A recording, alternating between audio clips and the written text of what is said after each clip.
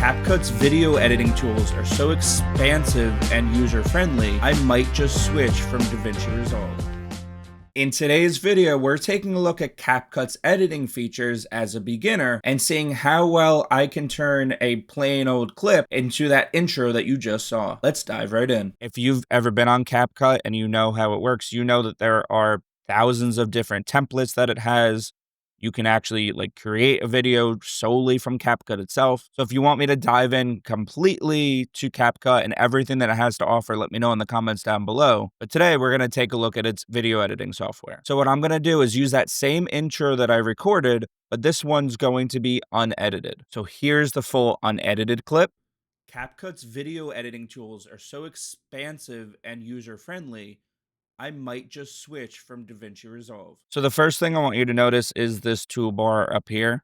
You can record your own voiceover. So if you have a clip in here that has B-roll that you want to talk over, you can do that. The first thing I want you to notice are these buttons on the right. They're all relatively the same, just in different context. But the one that you got to really pay attention to is this first one. If you have it clicked, when you move your clip, it'll automatically snap back to its first position as much as it can. If I have two split clips and I have this enabled, it'll automatically snap back. If I disable it, it's going to stay where I want it. So this is helpful if I have a clip and I want to split it, and then I want to add B-roll in between here, or maybe just cut out a piece. This is how I'm going to do that. And as soon as I click it again, it's going to remagnetize. These buttons on the left, you should be very familiar with if you've ever used any kind of editing software. So you can undo something or you can redo it. And then you have these three buttons, right? This first one is going to split whatever clip you have. So if I come in here and I come to this point, and let's say I made an editing mistake or I want to add B-roll, I can come over here and split it. And now what I can do is inside this clip, I can drag my marker, and let's say I need to get rid of the silence that's on the left-hand side. I'm going to click on this first button that says delete left, or I can press Q, and it's going to delete everything to the left of that clip, just in that segment. So it's not going to delete anything from this clip or this clip. And same thing if I don't want stuff to the right, like let's say I'm at the end of my clip, but I have a little bit of silence at the end, I can come over and just delete everything to the right. And then if I make any mistakes, I can just undo it all. Now, CapCut over the years has added a whole lot of features. So I can actually click on this one button and it's going to analyze my video and automatically add a transcript to it, basically automatic subtitles. Now, this would be great if I was trying to add subtitles for the entire clip, right? And once I click play, it's going to actually track what I say. So it knows exactly what I'm saying when I say it, so that when I click the CC button, it can generate the captions right then and there. CapCut's video editing tools are so expansive and user-friendly, I might just switch from DaVinci Resolve. And if I like the way that sounds, I can click on generate captions. CapCut's video editing tool. Now from here, I can go into text and actually change any point of this text. So I can underline it, I can italicize it. And if I wanted specifically just the word resolve, I can change just that one word. I can go to templates, and this will let me just very quickly change all of the captions all at once. Right. So now CapCut's video editing tools are so every time I speak, it's going to overlay it in yellow, and I can save it. And just like that, my captions are done. Let's say I didn't want my captions on the whole video. I just wanted it for the first part. I can come over here and actually just get rid of everything to the right just from that itself. So now I have my captions. CapCut's video editing tools are so expansive and user-friendly. What I can also do is I can come over to captions and I can actually add effects in here. So as you can see, each one I'm clicking, it adds some type of effect to my words. I can use text-to-speech, so if I didn't want to say anything with my own voice, I can use CapCut's voice instead. So when you're doing this yourself, you can play around with this as much as you want. You can obviously change the size of the captions, although you can just do it from here as well. And lastly, if you really wanted to not use your own head, not use your own video, you can always just add an AI avatar if you really wanted to. And that's basically captions in a nutshell. Now, going back to the video itself, when you click on your timeline, you're going to get shown all of these extra tools. You have a marker. So if you want to highlight a special part of your video and you want to go back to it later, you can always add a marker. It's not going to do anything to your video. It's just going to set a point where you know you want to go back to. Maybe you want to add captions to that specific part or add a graphic or something along those lines. You can crop your videos, or if you didn't want to show the right side, if you just wanted to zoom in on your face, kind of reverse the entire thing. Yeah, it'll reverse just the entire video. You can mirror it so that you can have different angles. You can rotate your video if you really wanted to. This one is going to transcribe your video like we just did. Here's where you can auto adjust your lighting, visualize, you can enhance the quality if you wanted to. Usually it just works with images, but you can kind of do it with video as well. If you have a vlog and you have an unsteady hand, you can actually click on stabilize and it'll try to stabilize the camera as if you had a gimbal. And then you can click here and it'll extract the audio for you. So if you didn't want to show your face, but you wanted the audio from your video and then add B-roll to it, you can just extract it so that it's just the audio itself. And here, isolate voice, you can get rid of background noise. Right now, I have a fan on, right? Maybe you have something else going on in the background, a washing machine, or somebody else is listening to TV in the background.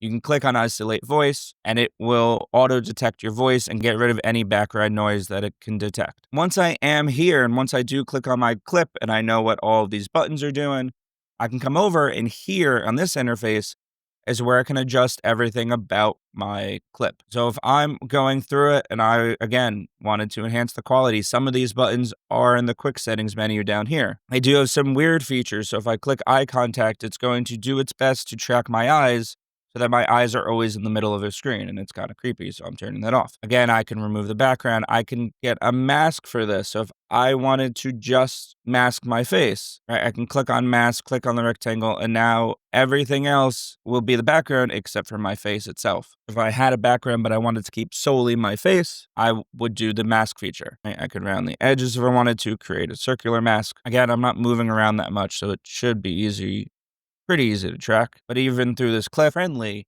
the mask is moving from when I move my face, which is kind of cool. I can retouch it. So again, this is just going to change the colors of the entire thing. It'll also change the smoothness. And there's the retouch feature. So if I wanted to change the sharpness of this video or the contrast, I can do it that way. It also can automatically detect my face. In order to do that, though, it has to get rid of all of the other adjustments. So the lighting adjustments that I did, right? They isolated the vocals. It gets rid of that first, and then we'll do this automatically. If I come into audio, here's where I can change the volume of my clip. I can actually have it fade in or fade out automatically. I can normalize the volume so that if I'm shouting in one part of it, it's not going to actually peak very much louder than if I was whispering. It'll set it all to like a target level. I can enhance my voice to make it pop out if I have a lot of background noise. It can translate it. So if I wanted to have a video translated into Spanish, I could do it that way. And then we already talked about reducing and isolating my voice. Speed of it is exactly how it sounds. Right? I can change the speed of my video to make it even faster. Done. CapCut's video editing tools are so expansive and user-friendly. For some reason, it'll let me go all the way up to 91 times speed. So if you have a time lapse of something that you're doing, here's where you would put in your B-roll and then add your time lapse so that you can talk over it, things along those lines. You can change it. So if you want it to match a specific B-roll, you can change this. So if I want it to be exactly 5 seconds, I can go like that and it'll change the speed accordingly. I'm going to adjust this back to normal. I can curve it, right? So go slower at the beginning and speed up. This is all how you can fade in and fade out with different animations. CapCut's video edit. If I went over here and click play, that's what that'll do. That's what flash in does. I can zoom in just like that. And what I love about CapCut is that it'll actually video editing show me what's going on, show me it and preview it before I have to do anything. I can adjust the lighting itself right from here. Up here is where you have all of the extra things that you can add in. An audio source that's copyright free that CapCut has to itself, right? So I can add any of these audio sources. So now I have my own video. And when I click on this, obviously I can adjust it so that the volume's pretty far down. And what's cool is you can actually see the volume bar over here adjusting. I can come over here and add text. So I can add whichever kind of text I want. Maybe I have my own branding. So I can save my own presets over here, my own branding. Again, shove an AI down everybody's throats. You can do AI over here. You can add text effects. Let's say I just want to add simple text over here. I can add it. I can adjust how long I want the text to last for. And then right in here, if I click on it, I can just change the text itself. Now what's cool is I can actually come over here, and there's something that DaVinci makes not only very hard to do, but you have to download specific things that other people have created in order to even do this itself. But you can just add a animation or add in a graphic that when you type in your text, it'll automatically change it to whatever graphic you choose. And what's really cool is that it'll change everything about it. Not only is it changing the size, it's changing the width to match the graphic itself, which is pretty awesome. But basic, I can change the effects so that if I wanted it to come in a certain way, let's say I wanted it to go like that. And again, just like before, I can track it. So now I can use an video to bring it in. So now when I play this whole thing, CapCut's video editing tools are so expansive and user-friendly. So now we're going to get into how you can actually just edit the video itself, right? So if you can actually make your timeline bigger by scrolling up, make it smaller by scrolling down if you don't need it. If you noticed, there was a part in here where I just stopped talking, right? And you can kind of see it right here. There's nothing going on right over here. So what I can do is I'm going to come over here. I'm going to increase the size of this timeline.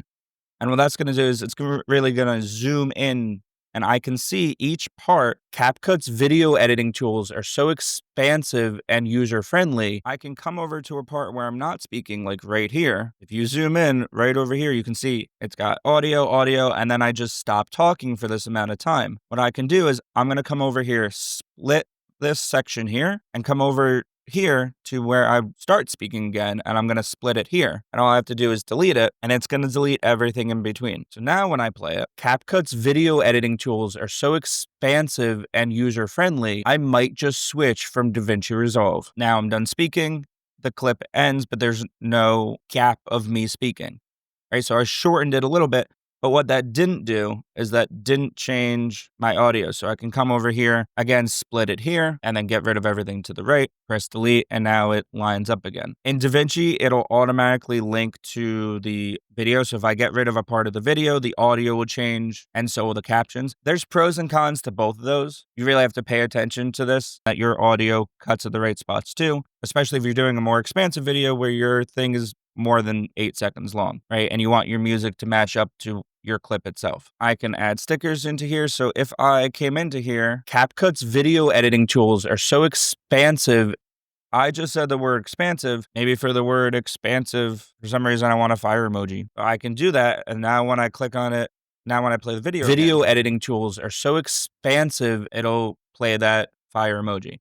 And again, if I don't want it to be that end user, right, I can split this and then delete it for the rest of the time. So now it's only about a second long. Expansive and user-friendly, I might just switch to, and all these buttons we have talked about before. So you have your transition buttons for the fading in and fading out. But what that will also do is you can actually set it so that it will do it for each individual split. So if you strategically plan out what you're trying to do, and let's say I split it where that silence used to be, maybe now I can actually put in a transition right over here. So I can kind of drag it, and you can see it added it to the timeline. So now when I go for friendly, I might just like that. I can come over here again. You can add captions. You can actually add bilingual captions, Spanish, Russian, Vietnamese, Bengali. So when you're all done from the original video to now this one, CapCut's video editing tools are so expansive and user-friendly, I might just switch from DaVinci Resolve. Now, to answer the question from the beginning of the video of would I switch over to CapCut, and the answer is kind of. And that caveat comes on the price. With the amount of features that I wanted to use, CapCut just put everything behind a paywall, which is very unfortunate. I wanted to use the graphics. It was behind a paywall. The transcribing was behind a paywall. The subtitling by proxy was behind a paywall. Some of the transitions and the blends were behind a paywall. And unfortunately, for me, that's just not worth it at the end. If they had more things that were for free, I could see all of them, I could preview all of them, but as soon as I tried to export it, that's when it prompted me to either get rid of those edits, and it did tell me, to be fair, what things were premium, what things I would have had to get the pro version for. Almost everything I wanted to do was in the premium version, and I really didn't edit that much. For me, CapCut is $20 a month, which for how much I edit is not quite worth it. For you, if you edit a whole lot and you're a beginner, it might be perfect for you. It'll get rid of silences if you wanted to. It'll add transcriptions very easily. You can add graphics extremely easily. On DaVinci, if I wanted to add that fire graphic, I'd have to go to Google, download it, go to something like Canva or another website to get rid of the background, or manually do it on DaVinci itself. Whereas with CapCut, it's all in one button. It is so much easier to use. So if you have that $20 to spare, I would absolutely suggest going with CapCut. For me, with how much I've used DaVinci in the past, I've been using it for the past year and some change, I'm more likely than not just going to stick with DaVinci. My biggest thing is getting rid of silences and get rid of bad takes. CapCut makes that super easy. I do have a third-party app that I use to get rid of those silences called Gling. It'll get rid of silences, it'll get rid of bad takes, it can enhance your audio so that if you have a fan in the background like I do, it'll just get rid of that. And it'll also add captions that you can customize. If you want to take a look at Gling, I do have an affiliate link down below. They do also have a free version, but their paid version is a little bit less than CapCut, so I use that in conjunction with DaVinci, and it ends up being cheaper anyway. I hope you like this tutorial. Again, if you want to see other things from me in regards to CapCut, or if you want me to dive into another editing software, let me know in the comments down below. Make sure you like, comment, and subscribe. And if you like this video, make sure you click on this video where I show you everything that Canva has to offer.